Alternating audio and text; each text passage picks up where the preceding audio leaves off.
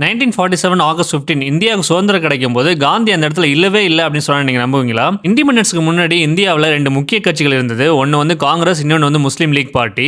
காங்கிரஸோட நிலைப்பாடு என்னன்னா, இந்தியாங்கிறது ஒரே கண்ட்ரி, இங்க எல்லா மதங்களும் ஒரே மதம் தான், இந்தியாவை தனித்தனியா பிரிக்க கூடாது அப்படிங்கிறது அவங்களோட கோட்பாடு. பட் முஸ்லீம் லீக் பார்ட்டியோட லீடர் முகமது அலி ஜின்னாவோட கோட்பாடு என்னன்னா, காங்கிரஸ்ங்கிறது ஒரு இந்து மெஜாரிட்டி பார்ட்டி, இதுல முஸ்லீம்களுக்கு தனியான அரசியல் பாதுகாப்பு இல்லை அப்படிங்கிறது அவரோட நிலைப்பாடு. 1937 பிரிட்டிஷ் கவர்மெண்ட் பெரிய பெரிய மாகாணங்கள்ல தேர்தல் நடத்துது. இதுல நிறைய இடங்கள்ல காங்கிரஸ் பார்ட்டி தான் ஜெயிக்குது. ஃபியூச்சர்ல இந்தியாவுக்கு சுதந்திரம் கிடைச்சா இந்துக்களை மெஜாரிட்டியா கொண்ட காங்கிரஸ் தான் இந்த இந்தியாவை ஆளும். அப்ப முஸ்லிம்களோட அரசியல் உரிமைகள் பாதுகாப்பா இருக்குமா அப்படிங்கறத மைண்ட்ல வச்சு தனி நாடு வேணும் அப்படிங்கிற கோரிக்கையை முன்வைக்கிறாரு.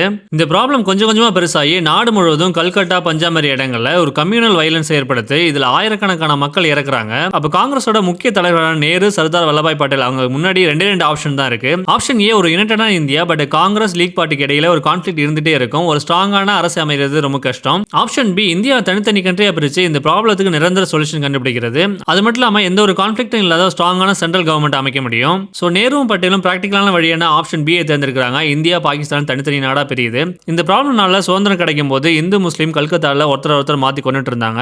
அது தடுக்கிறதுக்காக காந்தி கல்கட்டால இருந்தாரு. அதனால தான் சுதந்திர தினத்தை அவரால் அட்டன் பண்ண முடியல. சோ இந்த இன்ஃபர்மேஷன் பிடிச்சிருந்தா கான்செப்ட் குமார் சேனலை மறக்காம ஒரு ஃபாலோ மட்டும் பண்ணி